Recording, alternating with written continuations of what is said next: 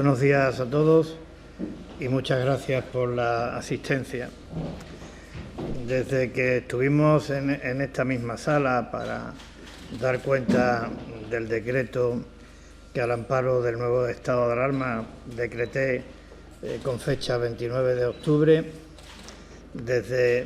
insisto, que estuvimos en esta sala hasta hoy, en nuestra ciudad han fallecido 9 personas por causa del coronavirus. 9 personas en 7 días. Alguien ha calificado esta situación como una verdadera semana trágica y creo sinceramente que lleva razón. Por tanto, con toda sinceridad, para los familiares, para los amigos de estas 9 personas fallecidas, en nombre de la Asamblea, en nombre de todos los ceutíes, nuestro más sincero pésame, nuestra condolencia y nuestro abrazo fraternal y solidario. Y para el cerca de medio millar de personas que hoy en Ceuta están luchando contra la enfermedad, ya sea en el hospital o ya sea en su domicilio, para ellos nuestra fuerza, nuestro ánimo y nuestro apoyo para que salgan adelante. Estamos viviendo, por tal motivo, el momento más difícil de la pandemia en Ceuta. El más difícil con mucha diferencia. Los datos son, en este caso, incontestables. Yo me voy a permitir darles cuenta de algunos de los mismos. Si comparamos la situación que teníamos a 23 de octubre con la que teníamos ayer, a día 3 de noviembre, resulta que el número de casos positivos por cada 100.000 habitantes diagnosticados en los últimos 14 días ha pasado de 445 a 853. Es decir, ha tenido un incremento del 92%. Si tenemos en cuenta el número de personas hospitalizadas, ha pasado del 23 de octubre al 3 de noviembre de 28 a 45, es decir, se ha incrementado en un 61%. Y si tenemos en cuenta el número de fallecidos, desde el inicio de la pandemia, fallecidos por tanto en cifra acumulada, el 23 del 10 teníamos 14 fallecidos y ayer teníamos 28. Es decir, se ha incrementado en un 100% el número de fallecidos. Esto en lo que se refiere a la evolución de estos últimos 11 días. Las gráficas que he traído creo que son muy demostrativas. En cada caso es una verdadera pared. Esta es la de contagios. Esta es la de hospitalizados en los últimos 11 días. Esta es la más dura de todas, la de fallecidos en los últimos 11 días. Si el análisis lo hacemos desde la perspectiva de los umbrales que el Consejo Interterritorial de Salud ha establecido para toda España, para determinar cuándo un territorio dentro del conjunto de España se encuentra en situación de extremo riesgo, pues los datos también son, desgraciadamente, muy elocuentes. Si nos referimos nuevamente al tema de casos confirmados como COVID por cada 100.000 habitantes durante los últimos 14 días, el Consejo Interterritorial de Salud considera que se está en extremo riesgo cuando se supera el número de 250 casos por cada 100.000 habitantes. En Ceuta tenemos 853. Eso significa que multiplicamos por 3 el umbral establecido como situación de riesgo extremo. Si hablamos de la positividad, el umbral está en el 15%. En Ceuta tenemos el 33%. Eso significa que multiplicamos por 2 el umbral de la tasa de positividad. Si hablamos del porcentaje de camas ocupadas, el umbral lo han establecido el Consejo en el 15%, En Ceuta tenemos el 24%, es decir, multiplicamos por 1,6, una desviación del 53%. Y si hablamos del porcentaje de camas ocupadas en la UCI por enfermos de COVID, el Consejo ha establecido el umbral de extremo riesgo en un 25%. Nosotros tenemos en Ceuta un 47%. Es decir, multiplicamos por 1,8 el umbral de extremo riesgo. Significa una desviación del 88%. Pero volviendo al dato más terrible, más sangrante, que es el que se corresponde con la tasa de mortandad o con la mortandad. Antes decía que en la última semana, en los últimos 7 días, en Ceuta han fallecido 9 personas por causa del COVID. Eso significa una tasa de mortandad por cada 100.000 habitantes de 10,5. 10,5. En el conjunto de España, en este mismo periodo, han fallecido 1.029 personas. Eso significa una tasa de mortandad de 12. Es decir, que la tasa de mortandad de Ceuta multiplica por 5 la media nacional. Yo creo que esto habrá pocos territorios en los que se dé. No he hecho el cálculo por comunidades, pero sí en comparación con la media nacional, y el dato me parece terrible. Por tanto, creo que nadie puede dudar de que nos encontramos en una situación límite, muy grave, gravísima y de extremo riesgo. Una situación que tiene 3 elementos característicos y, desde mi punto de vista, demoledores al objeto de diagnosticar cuál es la situación en la que nos encontramos. Por un lado, tenemos una manifiesta transmisión comunitaria. Por otro lado, hay una propagación desenfrenada del virus.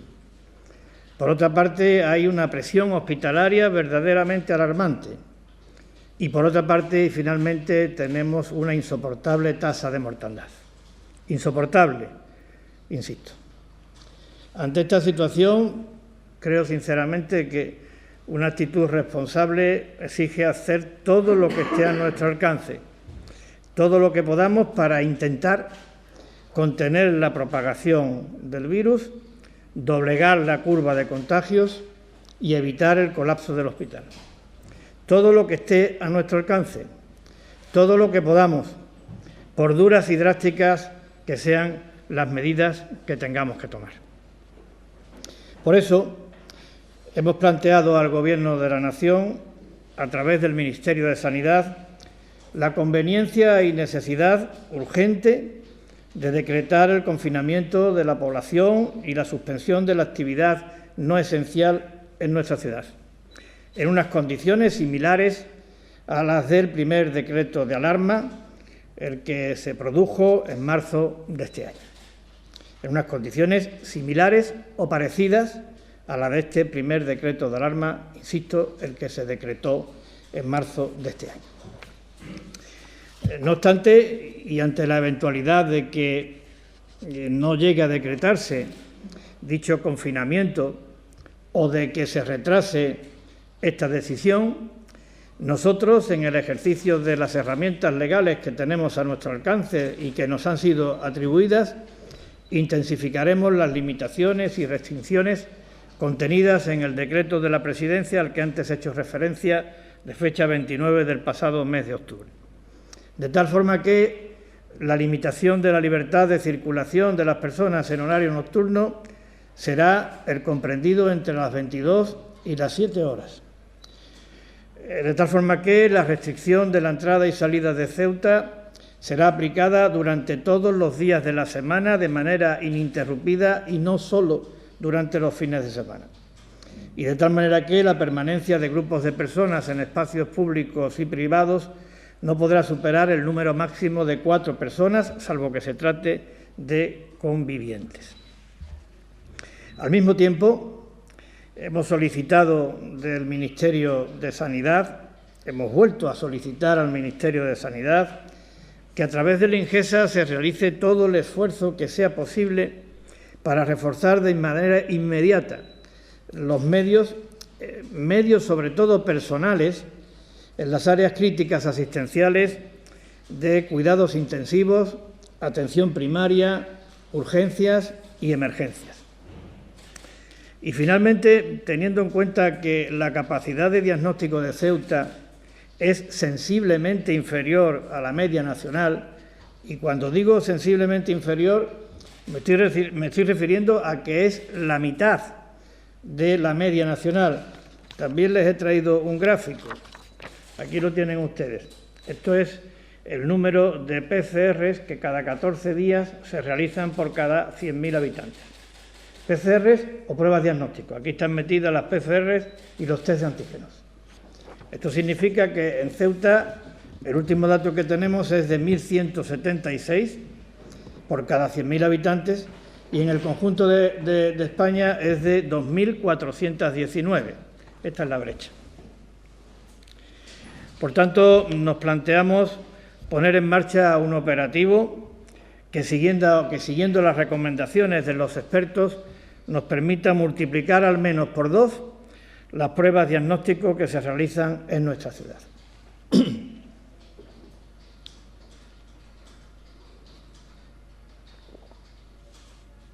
Insisto, a nadie le gusta restringir la libertad de movimiento de las personas. A nadie le gusta tomar medidas que sabemos que van a perjudicar gravemente a nuestro tejido productivo. Pero creo sinceramente que ante la gravedad de la situación, ante la velocidad de propagación del virus, ante la insoportable tasa de mortandad, ante el riesgo cierto de colapso del hospital, no tenemos más remedio que, desde una actitud responsable, tomar estas medidas, por duras y drásticas que sean. Se dice con razón que más vale prevenir que curar. Yo creo que en Ceuta en estos momentos hay que decir que más vale prevenir que lamentar y que llorar.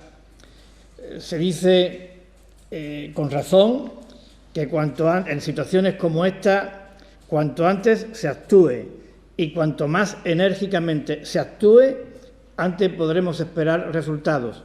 Antes podremos, en consecuencia, salir de esta pesadilla que a todos nos tiene el ánimo perjudicado.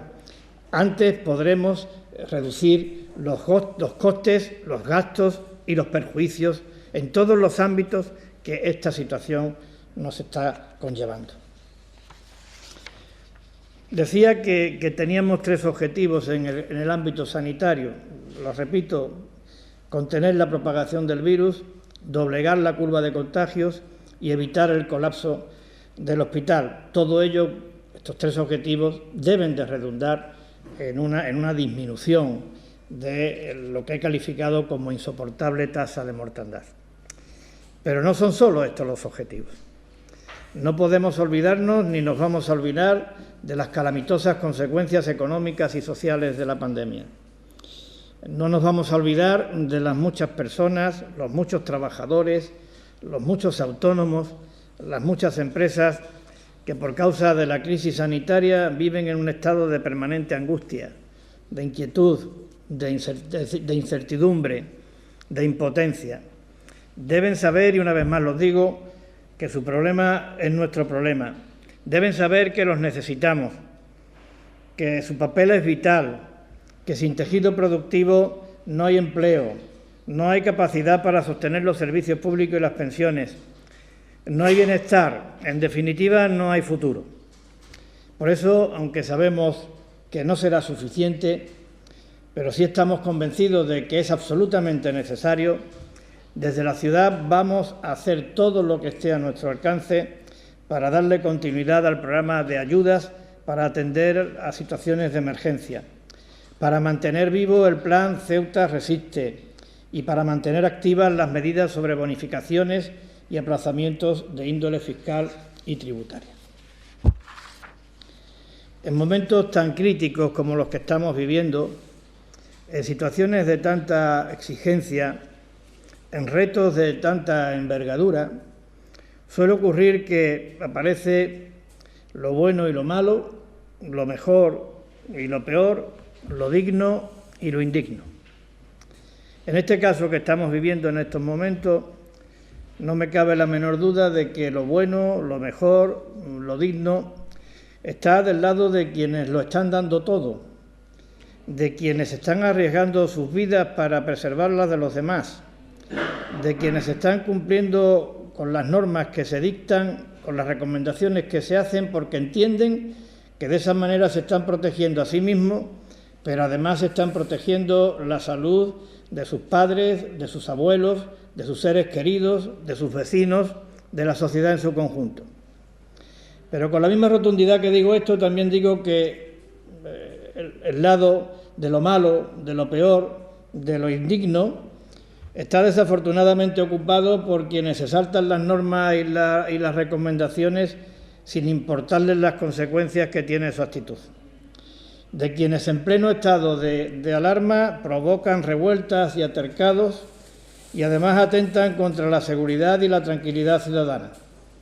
Una actitud que me permito calificar con toda contundencia de criminal y una actitud que tenemos la obligación de combatir. Afortunadamente, lo digo también convencido, tiene mucho más peso el lado de lo bueno, de lo mejor, de lo digno, que el lado de lo malo, de lo peor y de lo indigno. Y yo voy a hablar de esta casa. Aquí estoy teniendo ejemplos verdaderamente admirables. Pero hay uno que quiero destacar, y es el de los funcionarios de esta casa, empleados públicos de esta casa, que atienden servicios de residencia, estos que llamamos servicios de 24 horas, que se han confinado voluntariamente en las propias instalaciones para evitar, de esta manera, aumentar el riesgo de contagio de los residentes en estos centros.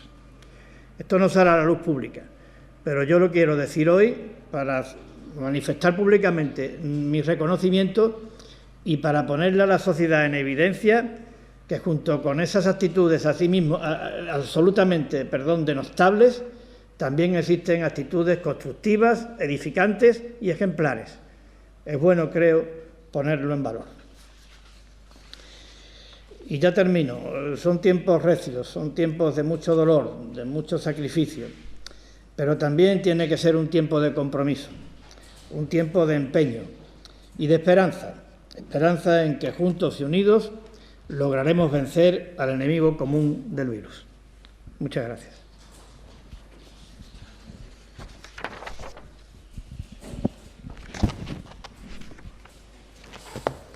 Buenos días, presidente. Buenos días. Quisiera preguntarle primero si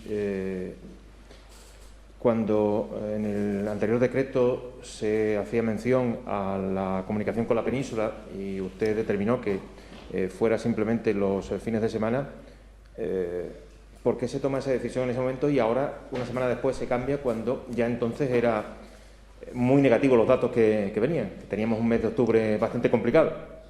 Tuvimos un mes de octubre bastante complicado, pero no un mes de octubre como la última semana que yo acabo de citar. Yo estuve aquí hace una semana para dar cuenta de cuáles eran los datos en ese momento, que fue cuando se tomó la decisión de hacerlo solamente los fines de semana, pero es evidente que esos datos han ido a mucho peor. Lo que era una curva ascendente se ha convertido casi en una pared en todos los parámetros. Por tanto, la situación no es igual que la de hace una semana. Es bastante peor que la de hace una semana y creo que lo he demostrado.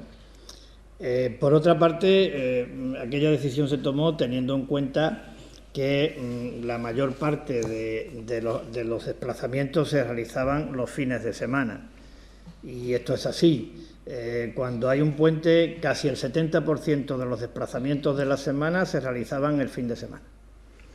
Por otra parte, los desplazamientos que se hacen en los días que no son de fin de semana, ese 30% restante, en el caso de puente, que era lo que nos afectaba, pues ese 30% restante son personas que viajan y que están autorizadas para viajar incluso con la vigencia del estado de alarma, porque son por motivos laborales, por motivos profesionales, por motivos de atender una gestión inaplazable, por motivos sanitarios, por motivos educativos, en última instancia por causas de fuerza mayor. Estas personas van a seguir viajando, incluso a partir de la restricción que vamos a establecer. Estas han sido las restricciones, esta han sido la justificación de una medida y otra. En cualquier caso, si le estamos planteando al Gobierno de la Nación un confinamiento del domiciliario y el cese de la actividad no esencial, porque lo consideramos necesario, habida cuenta la situación trágica y dramática que estamos viviendo, pues creo que también es lo lógico que nosotros llevemos a el máximo las medidas que se contemplan en el actual decreto de alarma. Sí, me gustaría también preguntarle, ayer el ministro Illa se reunió con el presidente de Asturias y le dijo que le pidió tiempo, le pidió que las medidas que se habían adoptado bueno, pues tomaran cierto cuerpo. Evidentemente los datos de Asturias no son los datos de Ceuta, los de aquí son muchísimo peores. ¿Usted cree que también le van a decir eso esta mañana? No lo sé si será esta mañana. Esta tarde hay un Consejo Interterritorial de Salud en el que nuestro consejero asistirá y estará con el ministro y les pondrá esto mismo que yo he expuesto esta mañana. Nosotros esto lo hacemos desde una actitud de absoluta lealtad administrativa de lealtad institucional y con un compromiso de implicación absoluta en el objetivo común de luchar contra el virus. Nosotros ni queremos alarmar ni queremos adoptar decisiones que puedan calificarse de desproporcionadas. Simplemente queremos manifestarles al Gobierno de la Nación cuáles son los datos de Ceuta, cuál es la evolución de Ceuta, cómo está la propagación del virus, cómo está la presión hospitalaria, cómo está la tasa de mortandad y a partir de ahí que el Ministerio, en el ejercicio de sus competencias, pueda tomar las decisiones que sean. Le digo una cosa, si en el decreto de alarma que está actualmente en vigor y que ayer convalidó el Congreso de los Diputados se contemplara que las autoridades competentes delegadas, es decir, los presidentes autonómicos, tuviéramos competencias para decretar el confinamiento domiciliario, no le quepa a usted la menor duda de que yo lo hubiera ya decretado. Sí, y también quisiera hacerle una última pregunta. Ayer los sindicatos UGT y Comisiones Obreras se quejaron porque se ha rechazado esa partida que se iba a destinar a los trabajadores afectados por ERTE, de esos 200 euros mensuales más de complemento, si el Gobierno ahora va a dar marcha atrás en esa decisión. Bueno, aquello se rechazó porque al principio se pensaba que la vigencia que iban a tener los ERTEs iba a ser mucho más limitada de lo que finalmente ha sido y, por tanto, la distribución de esa cantidad global entre el número de personas afectadas iba a tener algún impacto significativo en las economías domésticas de cada uno de ellos, de cada una de estas personas. Al haberse prolongado el periodo de aplicación de los ERTE mucho más, ya no tiene impacto o no tiene un impacto notable la medida en cada una de las economías domésticas. Además, surgió la necesidad, creo que, y la oportunidad, creo que con buen criterio, de poder aplicar los recursos que estaban previstos para esta medida a la implantación o a avanzar en el proyecto de implantación de la escuela digital, cosa que me parece absolutamente fundamental, tanto en la actual coyuntura de la pandemia como pensando en el fortalecimiento de los recursos a disposición de la educación y de la formación en nuestra ciudad. Buenos días, presidente. Buenos días. Yo quería preguntarle un poco por una cuestión en la que ya ha avanzado Miguel Ángel, que es lo que tiene que ver con los datos. Cuando usted presentaba las medidas la semana pasada, ya estábamos dentro de esos 14 días de los que usted nos ha estado hablando, en los que la incidencia de la enfermedad en la ciudad ha sido superior. A mí me gustaría saber si a día de hoy tienen algún dato de cómo han incidido las medidas que aplicaban hace justo una semana. Se lo pregunto porque de forma habitual esos datos, bueno, todos los expertos nos están diciendo que hasta que no pasan 15 días no se puede ver su efecto. ¿Y por qué, si no pueden ver el efecto todavía de las medidas que se han tomado, optan por endurecerlas? Gracias. Sí, mire, no sabemos el efecto que han tenido las medidas anteriores. Lo que sí sabemos es que hay dos evidencias que me parece que son incontestables. Estamos infinitamente peor a como estábamos cuando se inició la pandemia. Bueno, cuando se inició la pandemia, por darle un dato, en la primera oleada creo que hubo 14 fallecidos en nuestra ciudad, ¿no? Ahora estamos en 28. Es decir, esto significa que en esta segunda oleada se ha multiplicado por 6 el número de personas fallecidas. 6 por 4 son 24. Es decir, esa es la diferencia entre la situación de esta segunda oleada y la situación de la primera. Si en la primera se aplicó el confinamiento domiciliario y fue efectiva y estábamos en una situación infinitamente mejor a la que estamos ahora, el sentido común apunta a que ahora también hay que aplicar esa medida del confinamiento, por drástica que sea, y porque no nos podemos arriesgar, dada la situación que tenemos de presión hospitalaria, a que las medidas que se han aplicado ahora no den el resultado apetecido. Como usted bien dice, hay una incertidumbre. Se aplicaron el día 29. Las medidas tardan un tiempo en producir efectos, pero no sabemos cuál va a ser ese efecto. Esto que estamos haciendo es una medida, digamos que muy drástica, pero también es una medida que trata de contemplar el supuesto de que las que hemos aplicado hasta ahora no den el resultado apetecido. Porque es que si no dan el resultado apetecido y no tomamos medidas más drásticas, puede que la situación sea ya irreversible. Y me gustaría preguntarle otra cosa. También ha hecho referencia usted en lo que nos ha contado, que es lo que tiene que ver con las pruebas diagnósticas que se realizan en Ceuta. ¿Cree usted que en la ciudad se está infradetectando el número de casos de coronavirus que existen a día de hoy? Pues yo creo que sí. Y perdónenme que sea tan osado en esta afirmación. Creo que sí, porque estamos haciendo la mitad de pruebas diagnósticas a las que se hacen a nivel nacional. Y creo que sí por otro motivo. Y es que somos el peor dato de toda España en tasa de positividad. La tasa de positividad significa el porcentaje que salen positivos del número de pruebas diagnósticas que se realizan.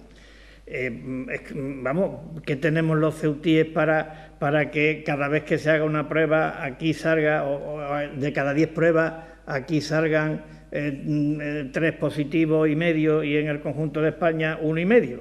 ¿Qué tenemos aquí para que sea el doble?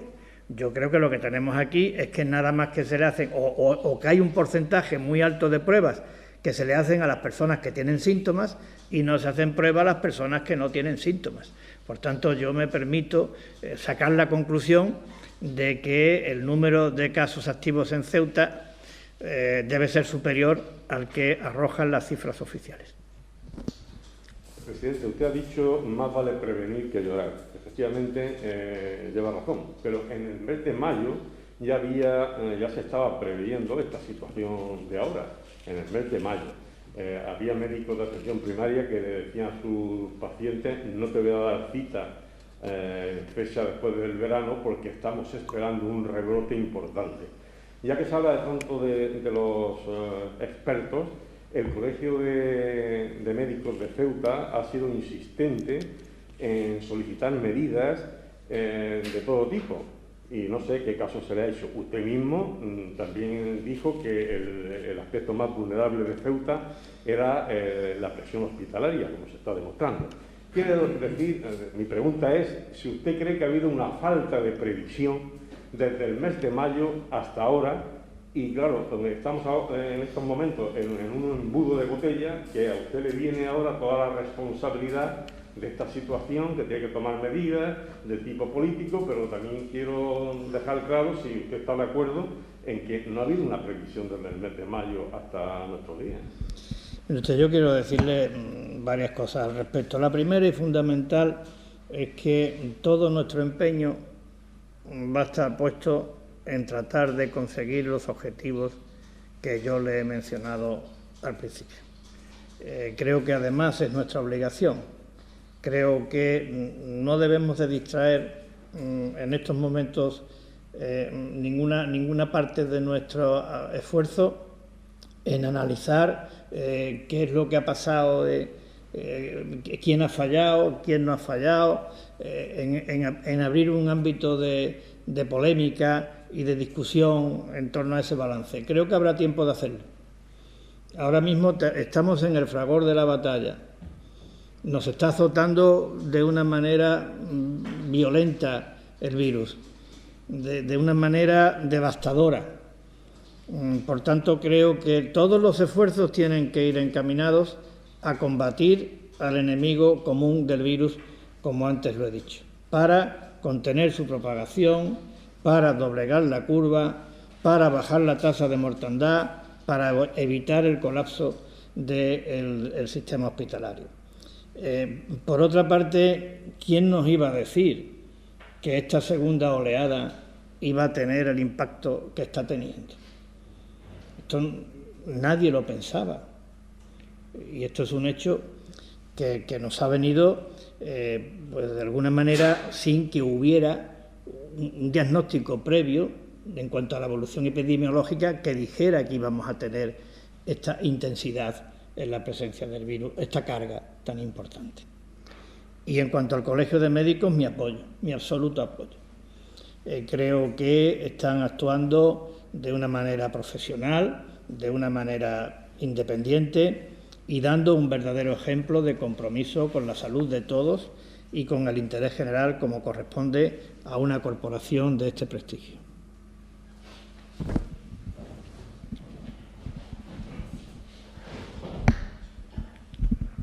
Entonces, ¿está usted de acuerdo con esa propuesta que hacía el Colegio de Médicos de que se teste a prácticamente toda la ciudad, de que se haga un cribado masivo como se ha hecho en otras localidades del país?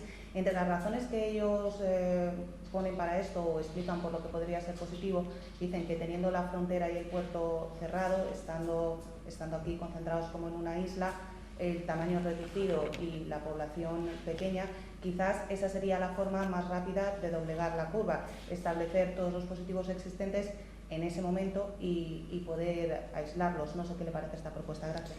Pues mire usted, yo creo que hay mucho de argumento en base a la lógica y al sentido común que permite valorar de una manera positiva el planteamiento que usted acaba de hacer. Es verdad que la extrapeninsularidad de Ceuta en muchas cosas es un factor que perjudica y que perturba, pero en este caso puede ser un elemento de protección.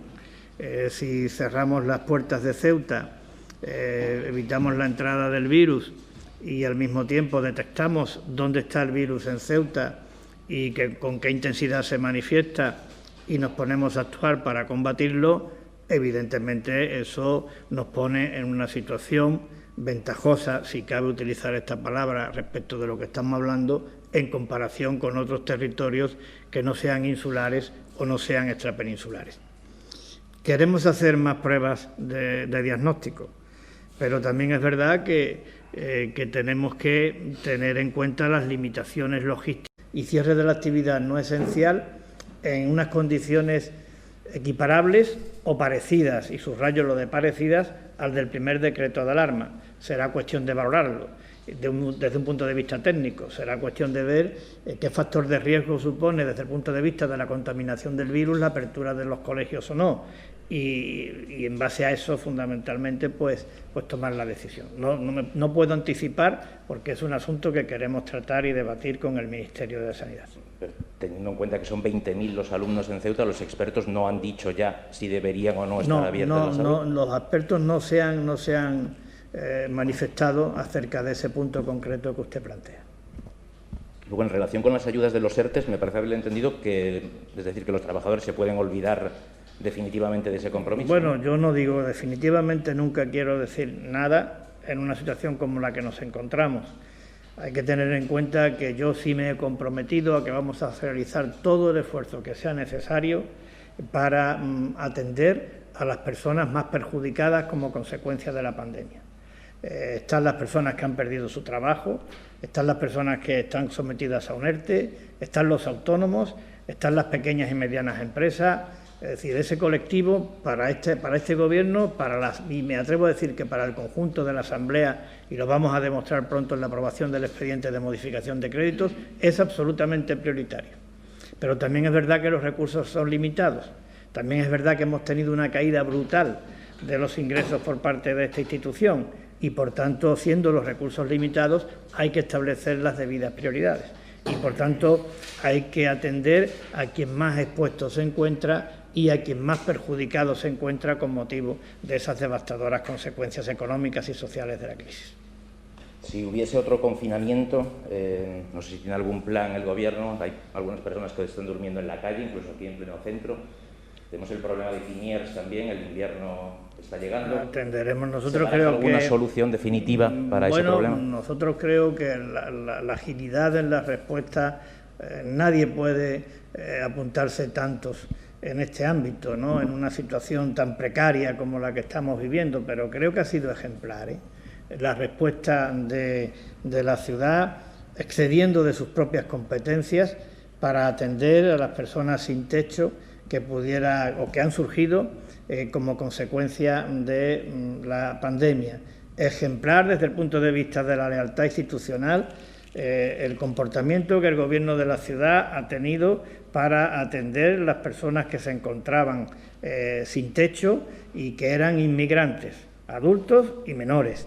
El esfuerzo económico se puede medir en una cantidad cercana a los 5 millones de euros, junto con otras necesidades, como usted bien ha dicho, de atender a las personas que en Ceuta están sometidas a un ERTE, a los pequeños y medianas empresas, a los autónomos, al Plan Ceuta Resiste, junto con todo ello, 5 millones de euros dedicados a las personas que aquí se quedaron atrapadas en Ceuta por no poder salir a Marruecos y de los que han venido después por vía marítima. Por tanto, creo que esta ciudad, este Gobierno, esta Administración, desde la más absoluta lealtad institucional, no se le puede achacar en ningún caso que haya mirado para atrás respecto de esa problemática social. Todo lo contrario. Pero ¿no le decepciona quizá la respuesta de la Administración General del Estado, de la que se esperaba que abriese el CETI o que lo pusiese a disposición, o cualquier otro inmueble, y no lo ha habido? Nosotros estamos procurando mantener esto en el ámbito del diálogo, de la colaboración constructiva, porque creo que los ciudadanos no se merecen que en una situación de zozobra sanitaria, de calamidad sanitaria como la que estamos viviendo, pues encima haya una colisión de índole institucional. Nosotros no la vamos a propiciar, todo lo contrario, vamos a tratar de evitarla. Y hemos puesto, yo creo que más recursos de los que debíamos de poner desde un punto de vista legal al servicio de este objetivo. Pero yo sigo pensando, y así lo manifiesto cada vez que tenemos una reunión, que el asunto de la inmigración es competencia de la Administración General del Estado y que, por tanto, las consecuencias de esta inmigración irregular deben de ser atendidas por la Administración General del Estado.